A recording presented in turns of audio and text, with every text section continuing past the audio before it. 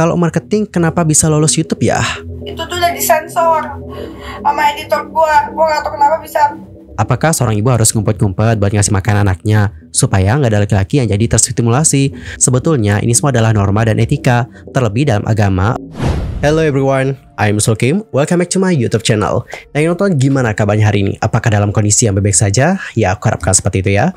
Dan mungkin ada teman-teman yang lagi dalam kondisi nggak baik aja nih. Entah itu karena lagi sakit, lagi galau, atau lagi banyak masalahnya. Apapun itu, tetap semangat ya, jangan menyerah. Alright teman-teman, dalam video kali ini kita akan membahas tentang bagaimana kontroversi di balik kontennya Dennis Syahrizta. Jadi sebelumnya, Dennis Syahrizta itu menarik perhatian nih. Lebih tepatnya adalah menarik pro kontra di kalangan netizen. Dikarenakan ada salah satu bagian di kontennya yang mana dia itu terlihat seperti menyusui anaknya. Kemudian bagian ini itu disebarkan ke berbagai platform, salah satunya adalah di Twitter, dan di dalam potongan foto-foto yang sudah beredar terlihat bahwa Dennis itu menyusui anaknya, dan bagian itu maaf banget itu katanya tidak disensor teman-teman. Nah inilah yang akhirnya memunculkan pro dan juga kontra. Ada yang merasa bahwa is okay kok kalau Dennis emang menyusui anaknya seperti itu, karena tujuannya dia kan juga mungkin mau edukasi dan sebagainya, jadi ya that's okay about it. Tapi ada juga yang merasa bahwa hal itu tidak seharusnya dilakukan oleh Dennis Syahrizta. Kenapa? Karena kan itu balik lagi teman-teman, itu dapat dilihat oleh publik, dan pada akhirnya publik yang melihat hal tersebut tidak hanya melihat dari satu arah, tidak hanya melihat dari satu pandangan saja, tidak melihatnya sebagai konten edukasi,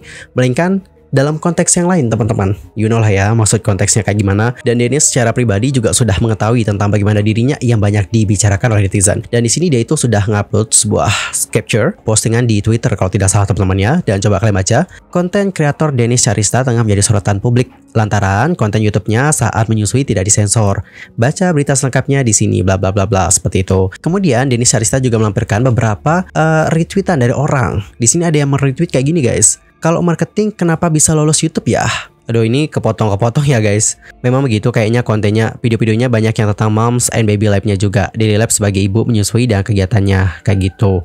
Dan tadi ada juga yang bertanya kenapa bisa lolos YouTube teman-teman, konten seperti itu. Nah aku jelasin di sini ya kenapa sih ini tuh bisa lolos YouTube. Kalian mungkin udah lihat video aku yang ngebahas tentang Kevin Leonardo. Yaps, Kevin Leonardo juga pada kali itu sempat viral dikarenakan kontennya yang maaf mencukur bulu. Dan itu pun diperlihatkan dengan jelas sejelas-jelasnya loh teman-teman. Dan kenapa sih konten dari Kevin Leonardo ini bisa lolos? Kenapa sih YouTube itu nggak nge-ban bagaimana video tersebut atau video ini tidak diblokir oleh YouTube? Hal itu dikarenakan video itu adalah untuk edukasi teman-teman. Sama kayak Dennis ini, YouTube itu mendeteksi ini tuh sebagai konten edukasi, bukan konten.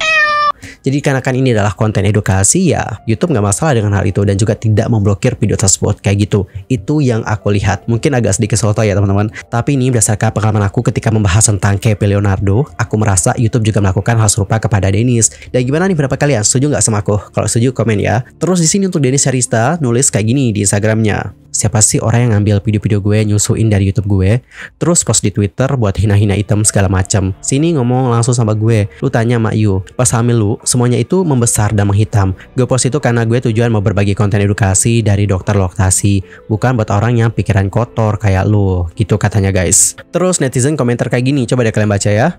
Lah si itu yang lebarin ke publikan, kok diambil orang ngamuk, padahal breastfeeding itu beautiful thing dan itu normal ya. Malah mikir negatif, kok bisa ya jadi bahas food.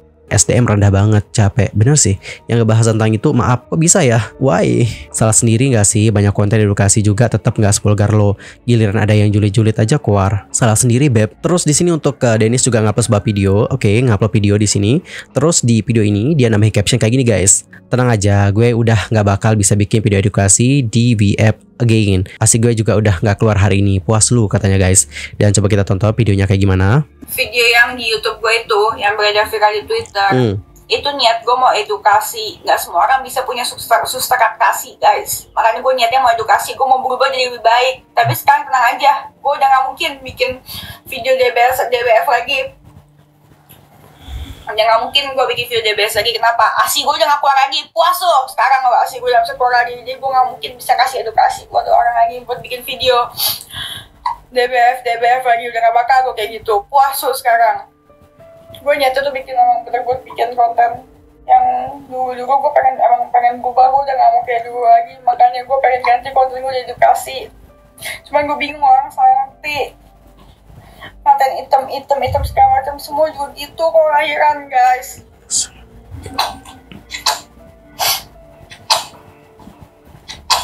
Lu pikir gue sengaja? Kalau sengaja tuh beda kayak gini. Itu tuh udah disensor sama editor gue. Gue gak tau kenapa bisa Gue gak tau kenapa bisa kayak apa, bisa ada yang bocor. Nih beda kalau misalkan gue sengaja bikin kayak gini. Tuh kontennya tuh, kalau gini sengaja gue salah. Tapi itu kan lu lihat sendiri, emang gue sengaja. Itu udah sebagian gue banyak udah gue sensor kok. Gue juga gak mau anak gue lihat yang itu di video YouTube gue.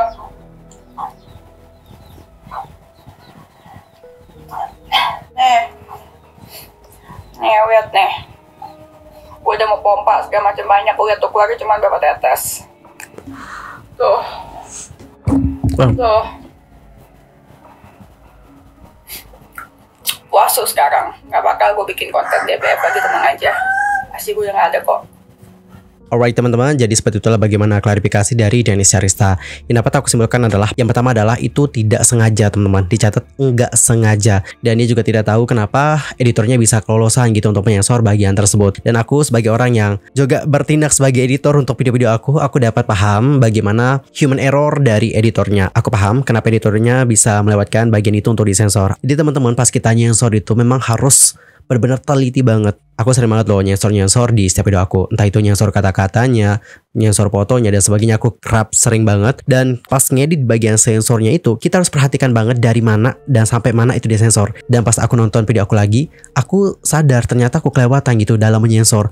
0,01 detik bagian itu terlihat. Dan itu sangat mempengaruhi banget. Jadi untuk mengatasi itu, sekarang aku kayak kasih lebih per detiknya untuk nyensor. Jadi kesimpulannya nggak sengaja ya teman-teman, dan tujuan Dennis di sana adalah untuk edukasi. Dan setelah aku nonton konten-konten yang lain juga memang dia itu edukasi banget teman-teman. Dia itu berubah banget dari yang sebelumnya mungkin seperti yang sudah kalian lihat selama ini. Dia itu benar-benar berubah banget. Dan bahkan sebelum melahirkan ya, aku juga udah ngikutin banget kan. Aku benar-benar selalu sama dia. Kenapa? Karena dia itu adalah orang yang benar-benar bekerja keras banget. Pas dia hamil, dia tuh tetap kerja, nge-live, jualan ini, jualan itu. Pokoknya amazing banget ibu yang satu ini, serius. Dan di sini ada juga Awkarin di sini sudah speak up teman-teman ya, dan juga sudah memberikan opini terhadap hal tersebut. Melalui sosial media Instagramnya, dia menuliskan kayak gini. Apakah seorang ibu harus ngumpet buat menyusui anaknya? Dapetin susu itu hak setiap bayi loh. Kita yang dewasa nggak boleh menghalangi seorang bayi buat dapetin asinya. Mungkin kalau bayi bisa ngomong, dia akan marah seandainya rasa laparnya ditunda cukup lama buat dikasih susu. Permasalahan di Indonesia itu, menyusui bayi lucunya sering dianggap pornografi di tempat umum.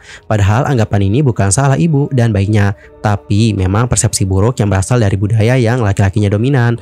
Di Australia, anggota parlemen perempuan sering menyusui bayinya kok ketika lagi sidang. Perdana Menteri New Zealand juga sering ngasih ASI ketika lagi kerja.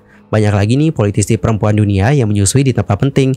Ini karena di beberapa negara maju menyusui itu adalah hak anak dan ibu, dan kewajiban laki-laki buat kejaga mata dan perilakunya. Kalau yang didahulukan itu apa yang dilihat laki-laki, dan waktu menyusui bayi malah jadi ngikutin selera mata laki-laki sampai nyusuinya harus ngumpet-ngumpet. Kayaknya negara dan budaya kita udah mendegradasi derajat ibu dan anak. Terus di sini Awkarin juga menyertakan screenshot yang mengatakan kayak gini. Gue rasa emang salah ya orang yang over sexualize payudara. Menyusui itu nggak salah kok. Kalau lo horny dan ibu menyusui anaknya, berarti kepala lo yang salah. Bayi lapar itu bisa di mana aja. Ini kebetulan dijadiin konten dan nggak disensor. Coba aja ke desa-desa dan banyak contohnya. Next kita baca lagi bagaimana caption dari Awkarin di postingan ini. Kemarin seorang ibu yang dokumentasi proses menyusui anaknya di rumah sakit dan upload videonya ke sosial media. Jadi pembicaraan banyak orang. Mereka heran nih kenapa tim payudaranya kok nggak disensor atau dipotong videonya. Sampai ada yang bilang apakah editornya teledor atau ini tuh cuma trik marketing. Padahal menyusui bayi itu bukan aktivitas seksual loh. Apakah seorang ibu harus ngumpet-ngumpet buat ngasih makan anaknya supaya nggak ada laki-laki yang jadi terstimulasi? Kalau menurut kamu gimana nih? Gimana sebaiknya seorang ibu harus bersikap kalau harus menyusui anaknya di tempat publik? Terus ada netizen yang komentar kayak gini guys. Coba kita baca ya komentar-komentar mereka. Apakah mereka setuju dengan pendapat dari Awkarin? Lebih ke orasi ya, jangan samain luar negeri. Sekarang ada apron dan beberapa tempat disediain ruang laktasi. Jadi ya udah sih, nggak perlu ribet. Ya sih emang aura, tapi yang lagi dimaksudkan Karin itu soal kepala manusia yang menganggap itu seksual. Lagi nggak bahas agama lo ini. Masalahnya Mbak Au, era sekarang itu di mana aja udah ada ruangan khusus untuk ibu menyusui. Itu pertama. Yang kedua, era sekarang juga sudah menyediakan kain penutup kok yang fashionable, juga dalam bentuk yang lebih modern untuk dipakai sang ibu saat menyusui jika tidak menemukan ruangan khusus menyusui. Sebetulnya ini semua adalah norma dan etika. Terlebih dalam agama, payudara adalah termasuk aurat. Hiduplah dalam koridor budaya negaramu sendiri mbak, yang di barat biar di barat aja. Kelihatan sih dari isi komen yang bukan Indo jadi susah maju. Padahal di sini konteks Karin ngebahas untuk tidak menjadikan Bu Sui yang sedang menyusui menjadi pandangan pornografi, agar si ibu nyaman saat mengasihi si bayi. Dan baby pun berhak mendapatkan ASI di saat dia haus lapar. Sekarang juga ada yang namanya apro menyusui, kok kita punya akal juga gimana mengasihi yang dirasa nyaman. Bener, di sini konteks postingannya itu adalah bukan untuk yang kayak oh nyusui aja di depan umum, enggak. Tapi Awkarin itu pengen kayak menegaskan bahwa kita itu seharusnya tidak menseksualisasikan orang yang lagi menyusui. Seperti itu teman-teman. Dan kalau kalian sendiri gimana nih pendapatnya? Nanti langsung aja ya sampaikan di kolom komentar bagaimana opini kalian. Anyway teman-teman, cukup sekian ya untuk hari ini. I'm Sulky Mame, dan aku juga mohon maaf nih jika ada kesalahan, baik itu dalam ucapan, sikap, tindakan, dan sebagainya. I'm so sorry banget. Dan mungkin ada kesalahan informasi, aku mohon koreksi ya dari kalian semua. See you next time, dan selamat beraktivitas kawan-kawan. Sampai jumpa.